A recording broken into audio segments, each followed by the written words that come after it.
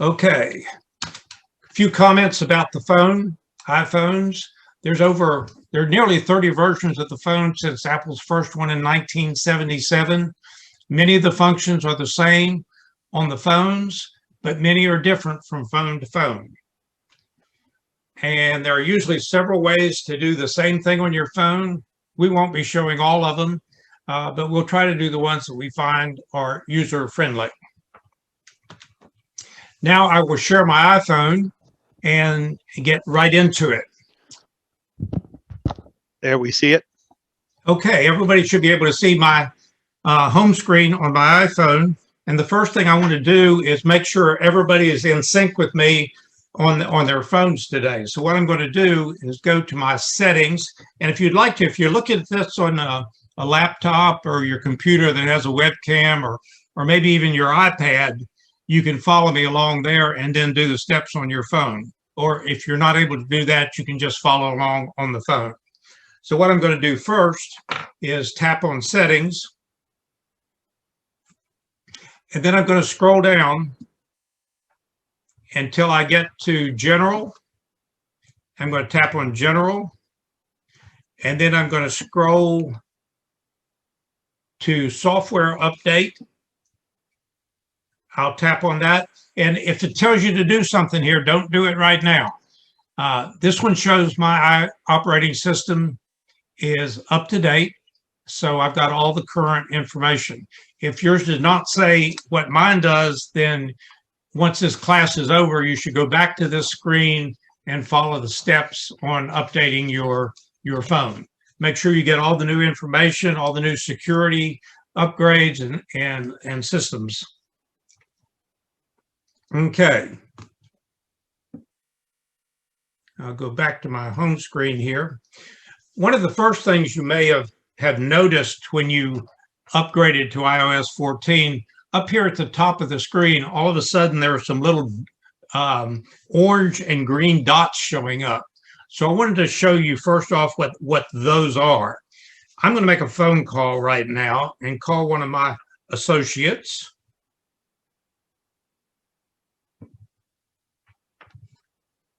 And notice up here an orange dot showed up. That means somebody is using the microphone and can be listening or recording what I am saying. The other thing I wanted to show you is the green dot. If you go to your camera, you notice the green dot, it comes up. So somebody may be recording you here also. It could be FaceTime, other video apps that both use the camera and microphone access. So that's what the two dots are. Next thing I wanted to show you on my screen, if you've not figured this out yet, you'll notice on my screen here, all my apps here, very small, sometimes a little hard to see, sometimes a little hard to find, but I've got one really big one up here. And this is called a widget. And with the new iOS 14, they've allowed you to put widgets on your home screen. And I find them very useful. It's quick access to things. And also you can stack them. Like right here, I've got the weather report. I also have a big clock that I can see. And I've also got my calendar. So what I want to do now is show you how to set this up to create your widgets. I'm going to hold my finger on the screen, just anywhere, probably down here in a blank space. And I get the negative signs come up. And when those come up, it gives you an opportunity to delete something. So I'm going to take my mouse up here and click on the negative sign by the widgets. And it's going to ask me if I want to remove this stack. 3 or 4 of those on top of each other is called a stack. So I'm going to remove that and let this catch up.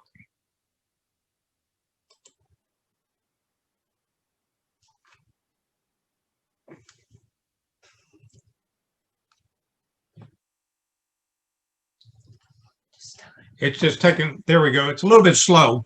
All right, now I've lost that widget, but I want to replace them. So what I'm going to do is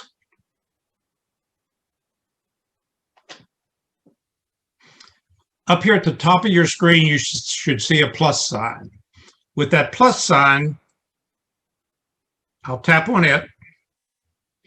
And I've got a bunch of widgets come up here. The first one there is a weather. There's an open table. Here's photos, clocks, weather, all kind of different things that you might want to use. One that I like to use is the weather. So I'm going to tap on this weather app. This is running really slow behind me.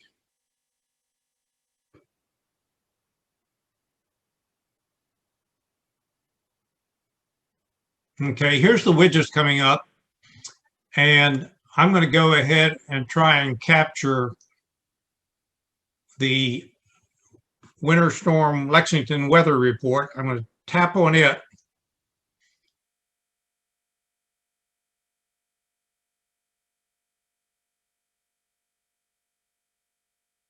And I get this icon right here. Now, you notice there's three little dots down here. If you know how your iPhone operates, when you see this, you know there's some other pages. So I can get this small icon here. I can scroll over and get a larger one with more information, or I can scroll over and get another one with even more information. So you get to choose which one you want. And if you're going to stack these, they all need to be the same size. I don't want those other ones because they're too big and take up too much space. So I'm just going to add this as a widget. And I'll go down here and tap Add Widget. And there it put it up there. Now I'm going to go get another one. I'm going to hit on the plus sign again. And this time I'm going to go down and get the clock.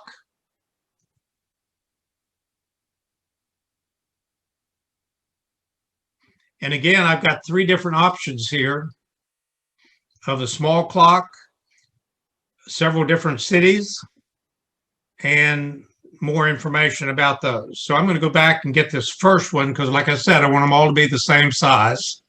And I'm going to go down here and tap on Add the Widget. And now I've got that one. And I think I'll go get one more. So I'm going to tap on the plus sign again. And I'll go down here and let's see, I think I will get my calendar. Here's the calendar.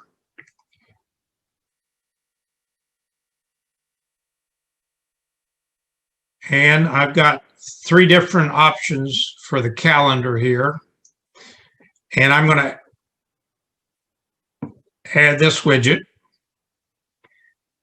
And so now I've got them, they're still wiggling, which gives me the option of moving things around. But you notice, because those are so big, I lost a lot of my apps. They've moved over to the next page. But I want to just get those back, so I'm going to stack these. And that means putting them on top of each other. Joe, one question somebody didn't catch. How did you get the screen to wiggle like that? You hold your finger in the black area down here and kind of long press on it.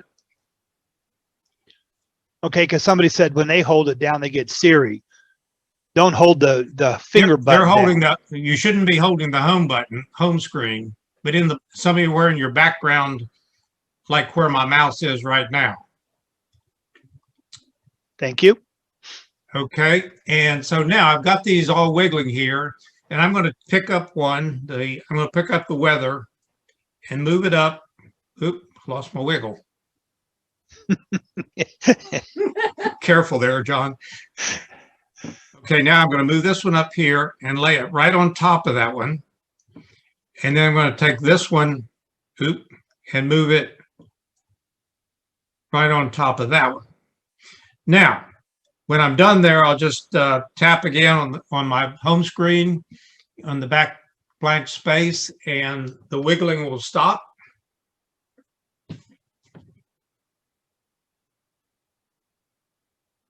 And there, now we're set. And if I wanted to take a quick look at my calendar, I just take my finger up here and place it on the clock and drag down. There's the weather. There's the calendar. And you could put up to, I forget how many, several of them in there and scroll through them. A bigger screen, easier to see, and very convenient to get to. So I already showed you how to get rid of it. I'll do that again. I'll put my finger here and do a long press on it.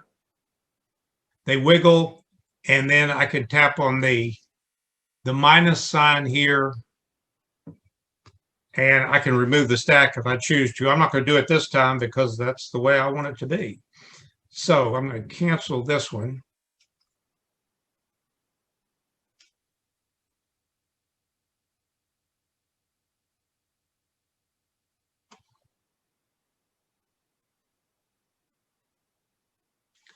And then I'll tap on my screen to get everything to quit wiggling.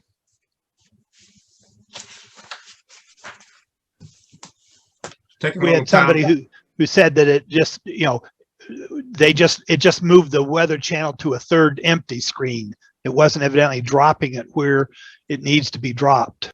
They have to, once you've done that, you need to drag it right on top of it and line it up and then let loose.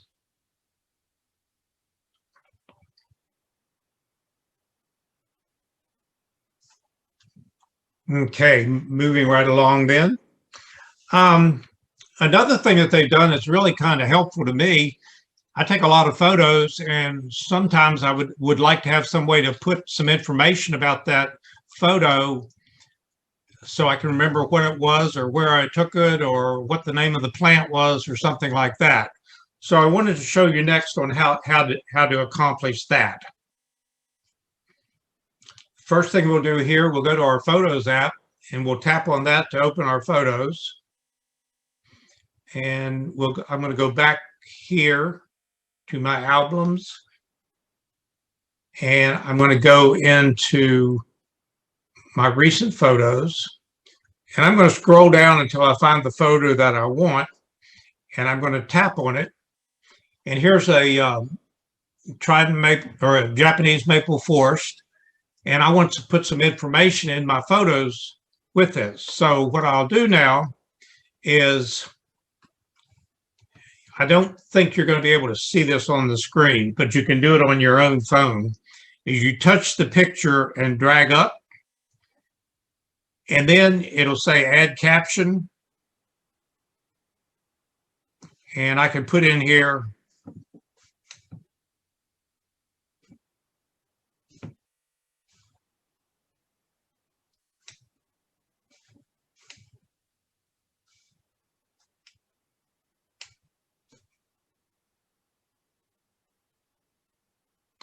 so now I've got that information embedded in here in my phone with the information I want. It could be the name of a plant. It could be a scientific name. It could be the name of the bird that you just took a picture of.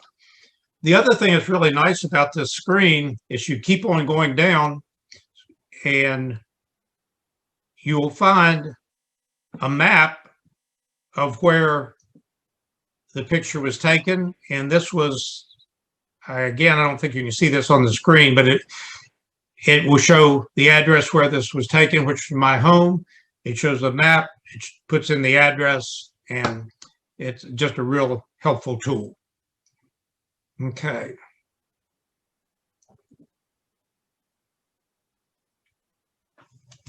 All right. Next thing I would like to show you about when we're in our apps, you can create a little slideshow out of these.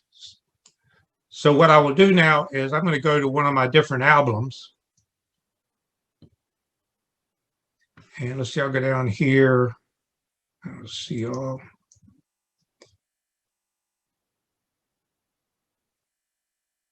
And here's a bunch of pictures that I took on a trip a year or so ago to Japan. And in order to do a slideshow here, one thing I like to mention, when you go on a trip and you take 500 pictures and you want to show them to somebody, they don't want to see 500 pictures. They want to see about 10 or 20. So it's nice to go in and select some of these. So I'm going to hit on select, and I'll go and tap on the pictures that I wanted to show. And then I will go down to my share button down here. If you're not familiar with the share button, it's the way you share your information with either a message or an email Could be a way to copy it, duplicate it, and a lot of other different things. So I'm going to tap on this, tap right there. And then I get some people that I can airdrop it to, messages, email, put it in notes. But I'm going to scroll on down here. And I come to where it says slideshow. I'm going to tap on slideshow. And it will start playing.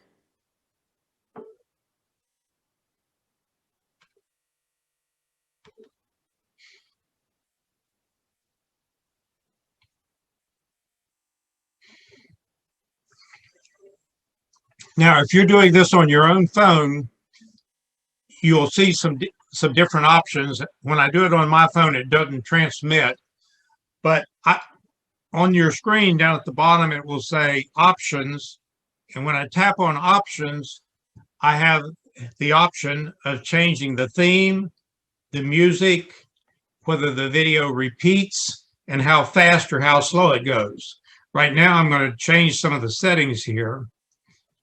I'm going to change it so it does a little bit different.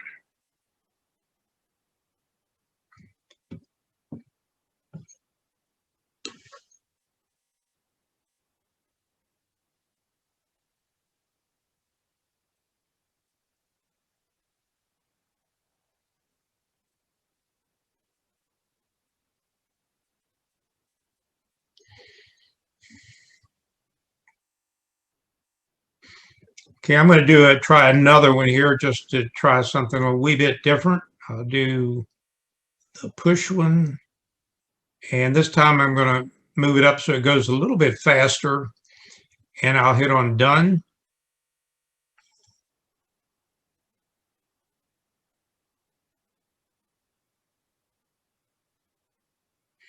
And if you wanted to do a slideshow, you could speak to these as they're going, depending on how fast it's going, and talk about the different characteristics of the picture, what it's about, where you took it, why you took it, and some things like that.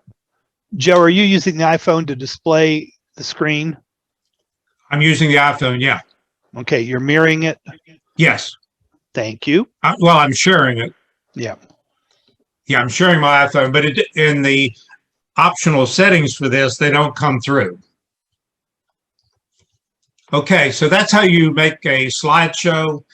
You can pick some of your favorite pictures and put them in a slideshow and present them to people. Another thing you can do if you wanted to set this up maybe in your living room when you got some guests over, you could have it keep repeating itself time and time again, just so you have something, some music and scenery going on in the background. So that's kind of a neat little thing. Okay, let me get out of this. Okay, the next thing I wanted to chat about is the camera burst. If you don't know what a burst is really a series of quickly taken shots. It's useful if you got a moving target. Maybe it could be your grandkid crawling across the floor, or the dog or cat wagging his tail. If you try to get a picture of that, then you very often will get a blurry shot. So the idea is if you take a burst, then you can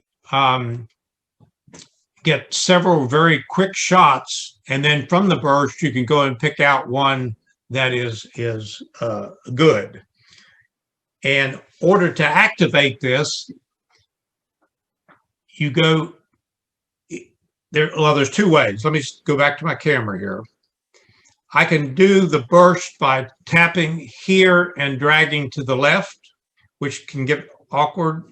It's hard to do sometimes. There it goes. And you saw those numbers popping up. I took 15 pictures right there. Let me see how many it was. Actually, I took 17. You won't see it here, but it shows there were 17 shots taken there. So from those, I can go ahead and open that up and then select the one that I would like. Let me go back here. It's kind of difficult to do it that way. So they created a new way in iOS 14, and I wanted to show you how you set that up. But let me show you how it works first. On this one, instead of trying to tinker with the shutter down there, you hold on the volume button and it starts snapping. So it's a little steadier instead of trying to do it that way. What I wanted to do is show you how to set that up. And if you'll follow with me here on the screen, we will go to our settings. And then we will scroll down to where our camera is.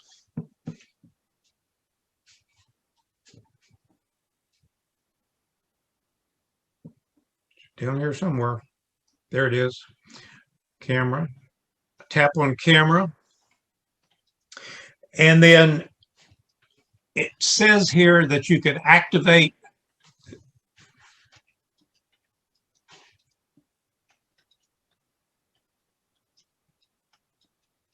there it is. You've used volume up for burst.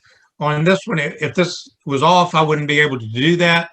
But when I set the volume up for burst, then I can utilize the volume button to take a burst picture. Very effective way to do that. Okay, let me go back to my camera now. And taking videos is always been important with the camera, with the iPhone camera. And usually when you did it, you would go to the camera, you tap on camera, and then you drag this over till you got to the right spot. And that was a little difficult because sometimes when you want to take a video, you want to do it really quickly. So now they've implemented a new procedure for that, where you go to your photo, the shutter down here, and you can tap on it and drag to the right. And if you notice the top of the screen, it's taking a video. And when you're done, you can tap on the shutter again and stop it. And it's just an easy access way to take a video. Was that a drag over? Yes, it's a push and drag. Okay. And then you let loose of it. Also, when you're doing a video like this, sometimes you say, boy, I wish I had a shot of that particular screen that's going by. And if you do that, you can tap on that white shutter on the right, and it'll capture a picture for you. So anyway, we've finished our video now, so I'm going to hit on the red square down there to stop it, and there we are. Okay, had a question. When somebody tried to use the volume to take the picture, it took a movie. Is that because the settings for the camera was set to video, and then it automatically the up and down button made it to go video? No, if you're in the camera and you have the volume up for the burst, I don't think I'm not aware that it does a video. Let me try it again here. Open my camera and I hit on the burst.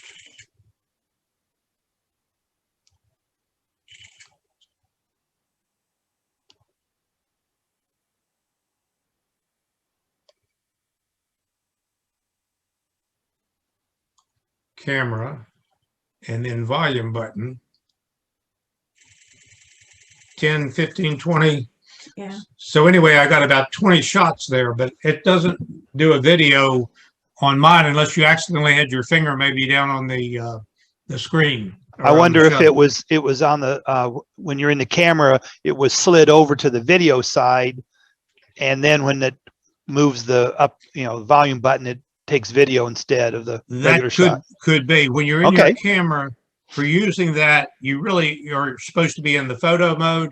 If you had moved over to video, I'm not sure what that does, but there would be no reason to do a burst on a video. Yeah, so that's what happened. It was in the video format, and it was trying to do the burst thing, so it went to video. So anyway, the burst is really useful. Again, if you're trying to take a picture, say your nephew on a swing, and swing's going back and forth, and you're trying to take a picture, then you're probably going to get a blurry shot. But if you hit the burst, then you can get 10 or 15 or 20 shots, and you can go back and review those and delete the ones that are blurry and keep the ones that you would like to. So that works very well. Okay, now the next thing I want to chat about is a new function again. It's called the app library. And what this app library does, it organizes your apps under different folders or albums, if you will, where it tries to put similar things together. If you notice down here on my screen, I've got 1, 2, 3, 4, 5, 6, 7. I've got 8 pages of apps. That's a lot. And if I wanted to get some of them, see how they're all organized, I can go over all the way to the right. So I'm going to take my finger and swipe to the left. One, I'll keep on going, keep on going. And you notice down here, it's indicating which page I'm on. Keep on going. I'm on the last page, but there is one more page. If you scroll over, it'll be show you your app library. And what they've tried to do here is put similar apps in folders. For example, entertainment, information and reading, health and fitness, shopping and food, travel apps, education, and other. And it's nothing that you really need to, you don't try to put them in there. They do that for you. You don't have flexibility of doing that. Another thing, when you're in here, if you wanted to find a particular app, you know, I said I had 8 pages. That's probably 150, 200 apps. And I don't know where they all are, but if I wanted to find the Kroger app, I could just tap here in my app library and go oh, there it is, Kroger, and that will bring my app right up. So the app library is a good way to find things and keep them organized in different folders. Get out of that, cancel that, and I'll go to my home screen. Another thing I just wanted to mention, because I find it's not new in iOS 14, but it's a very helpful tool, is when you can't find something you're looking for, if you take your finger up in this area here on the background screen and just swipe down, you'll get your search engine up front, and then you can type in whatever you're looking for, and it will go throughout your phone and search for the name of the app, or if you got the name of a person. I'm going to type in the name of a person that helps me in my classes a lot.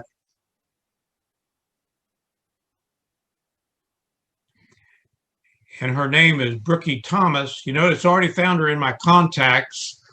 And if we go down here, it shows where we had some events on our calendar that are similar. Shows where we use FaceTime and shows where we've used messages.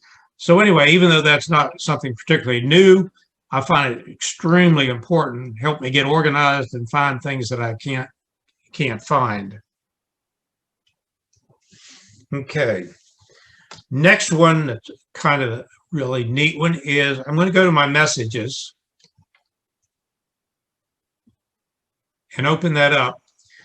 And if you notice at the top of my messages, there's 3 little circles up there. And these are people that I contact on a regular basis. Instead of having to scroll down here and look for where I contacted them the last time and then tap on it, I can set it so they come up here as a small icon. So here's one right here for Brookie. And I'm going to tap on that, and it did a long hold on it. And then I'm going to unpin it down here at the bottom. And now it's gone away. So now if I wanted to put that back though, because I do talk with her a lot and I don't want to have to search for it, I can go down into my messages. Like here's one from her. and I'll push on the name, on the message itself, and I get some icons up here. And here's one that says pin. I'm going to tap on pin. And then notice it's back up here. And you can rearrange these in any way you want to. You can just touch it. Oop.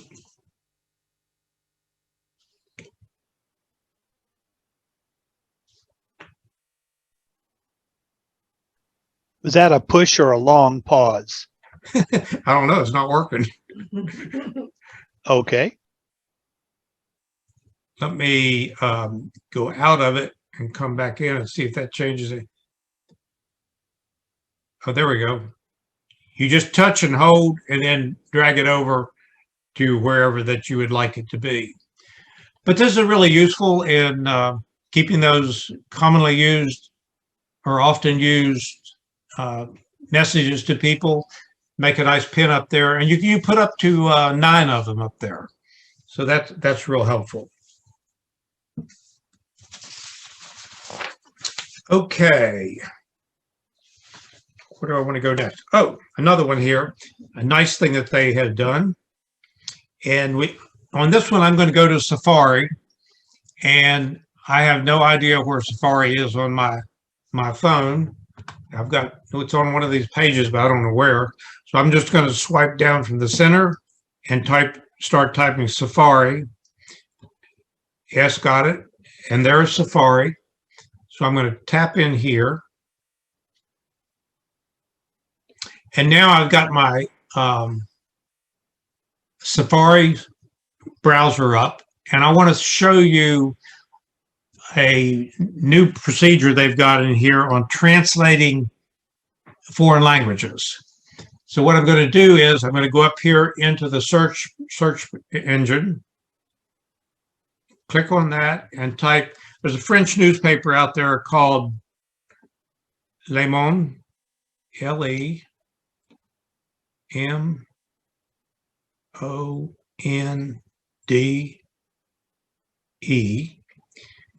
and here it is. And you notice down here, it's all in French. Okay, what I'm going to do is first I'm going to open that app. I'll click on it here, right here, open that. And it's still in French, which I can't read. But up here at the top of your screen, you see these double A's, a small A and a big A, and you'll click on that. And down here, it's got a lot of different things you could do, but the one we're interested in today is translate this to English. And so I've translated it, and now all of a sudden, Le Monde and selected third parties, so forth. We're all in English now, easy for me to read. So that's a nice new tool. And we'll accept this.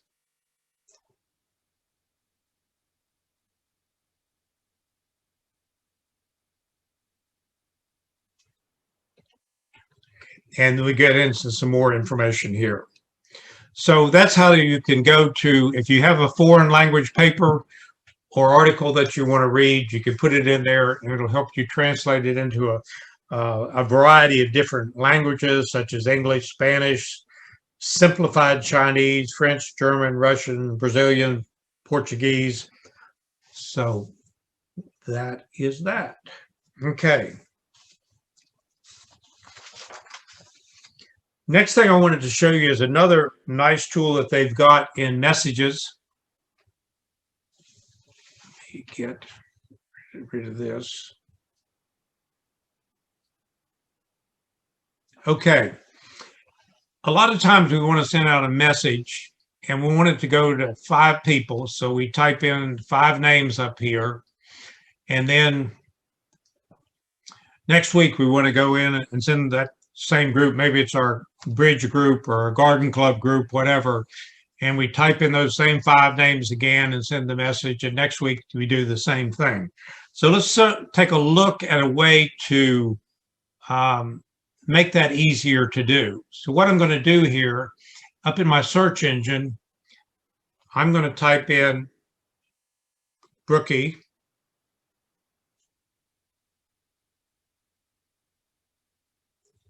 And here she is, Brookie Thomas.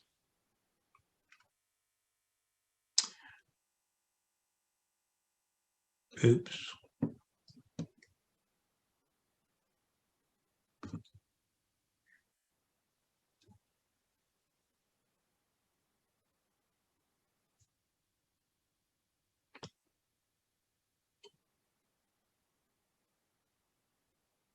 Okay, Brookie, what am I doing here? I'm not sure either.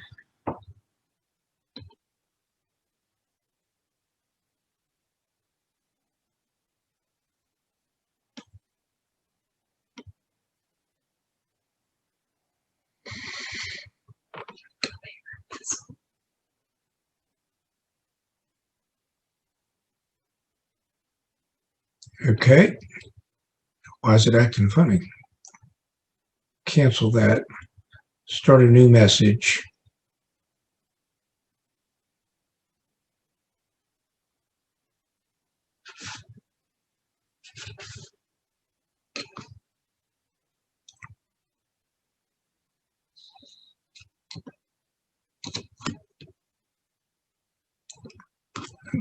Okay, it's not working like I want it to. Let me go back down here and find one. Here's a message down here that I've sent to 2 or 3 different people. Here's one that Brookie and another friend of mine. So I'm going to tap on that.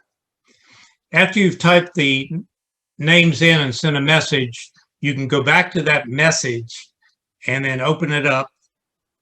And then at the top of your screen up here where you see the number of people, this could be numerous people, 2, 3, 4, 10 even, and you will tap on that and you get a new screen come up, and we're going to go to info. And now we get this screen where I can change the name and photo. I'm not worried particularly about the photo, but I'm going to click on change name and I'm going to tap there. And then I get this screen talk about enter a new group name. So I'm going to click here and I'm going to type in Garden Club.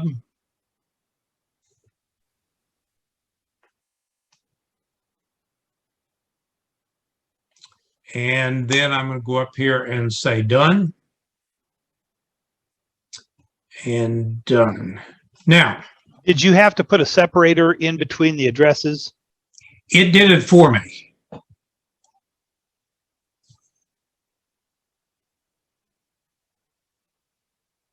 When I was putting in the names, it captured the names that were already in my, I guess, in my email or message list, and it put the separator in there.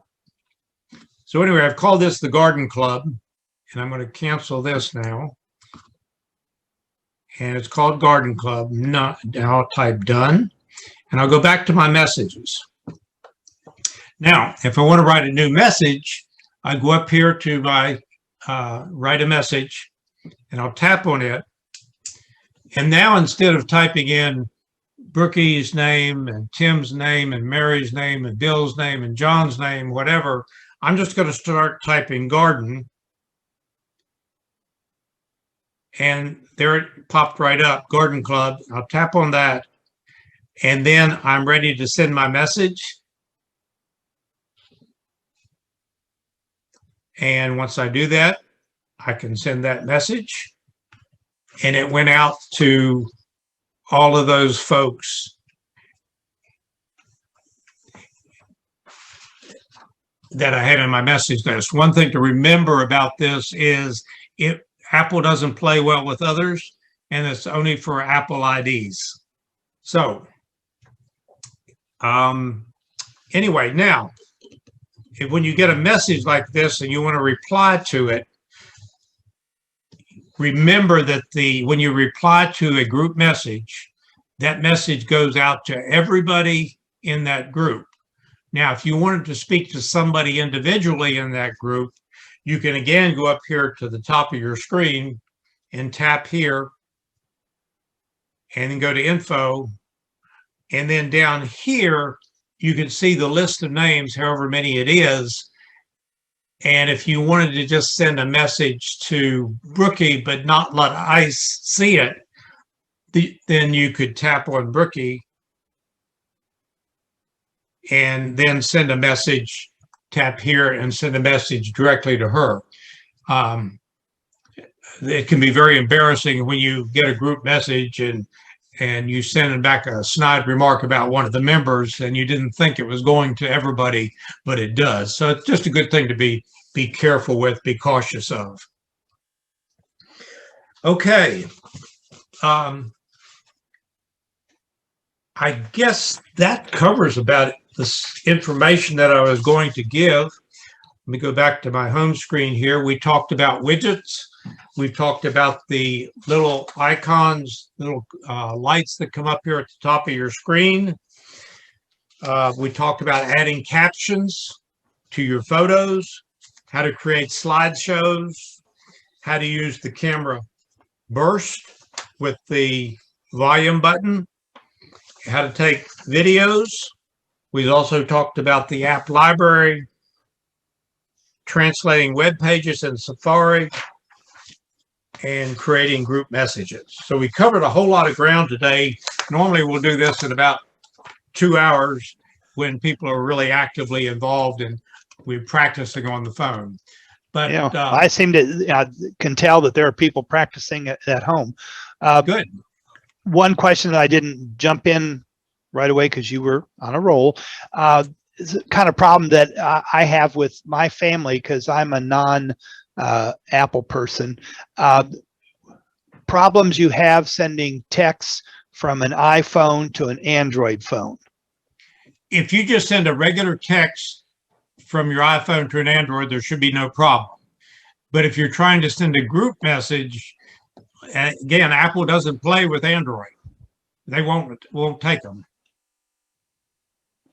Yeah, there's a different way that you have to do it to make it so that you can go directly. And you would have to do it a direct one to the Android. Yeah.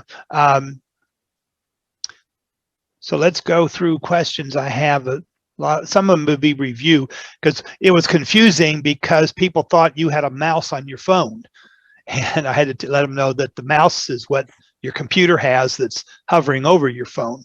Yeah. One big question people have is, as we look at your screen, you've got a lot of apps on that screen, the next screen, the next screen. Can you have a limited number of apps on a screen? Half as many? I have an iPhone 11, and on it, the screen you see has got 24 apps, but it's also got folders with apps. And some of those folders may have as many as 4, 5, 6, up to 10 different apps within it. Okay, but I don't want 24 of those things on a screen. I only want 12 of them on there. Can I just have 12 on that screen? Yeah, sure. You just take them. Let me slide over here. And if you don't want this many apps, let me make a change right here, right quick.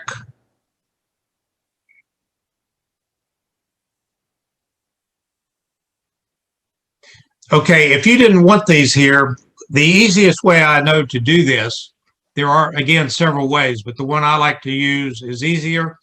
If I did not want the Waze app here on my home screen, I can drag it down here. Once they get wiggling, I can make it move onto here, and then I can go over here to where I've got an empty slot and bring it back up. Okay, it's dragging behind me right here, but I'll drag the Waze down into this area. Come on, there she goes. And then I'll move over to another screen where there's a vacancy, and then I'll drag this app back up. And then when I go back, I'll stop them from wiggling by touching the home screen. I'll go back to my home screen, and now I've got a vacancy. Come on.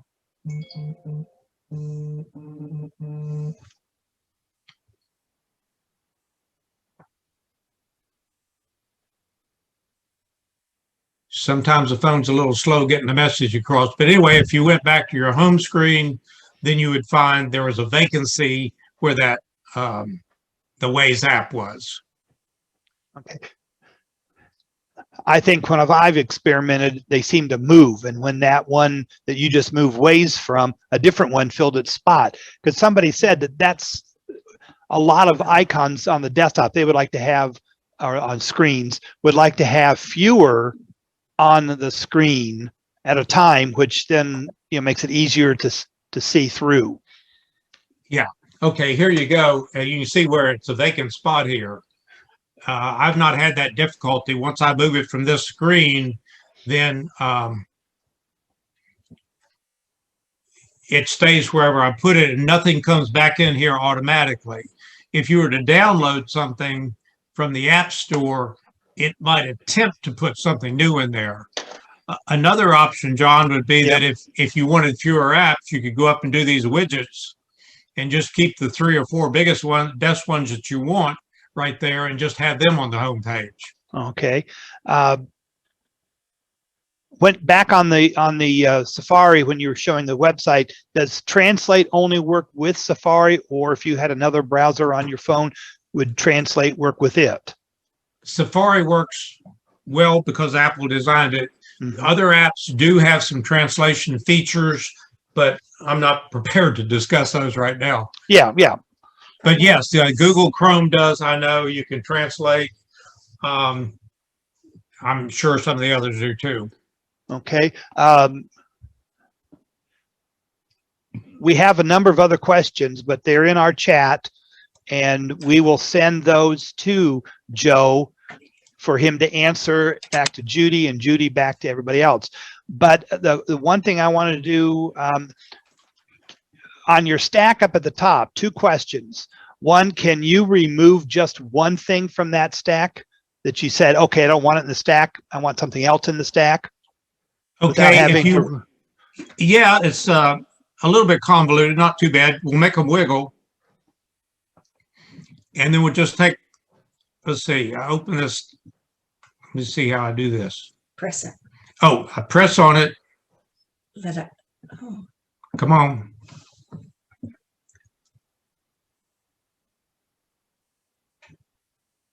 It's not wanting to cooperate here. Let up.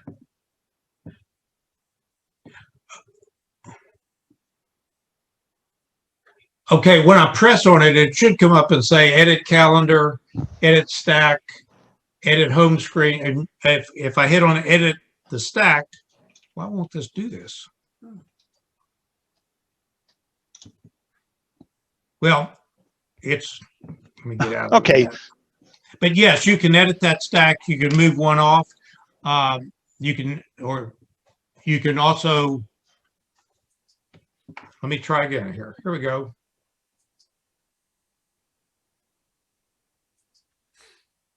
It always does that when you want to show it. It says, yeah. I'm gonna. The other thing is, do you know, are there apps that will not stack in a folder like that? The only apps that will stack are the ones that show up when you hit this plus sign right here. If you want to put several of them in a folder, then you can do that too. That's a different procedure. And if you wanted to do that, like if I wanted to put all my Google apps, like write these 2 in the folder, I could take this one and move it on top of that one. And now I've got the Google apps, and you could do with your photography apps, your weather apps, your book apps, whatever, put them all in one folder. And it's a little slow coming up, but mine's showing these 2 are in a folder, and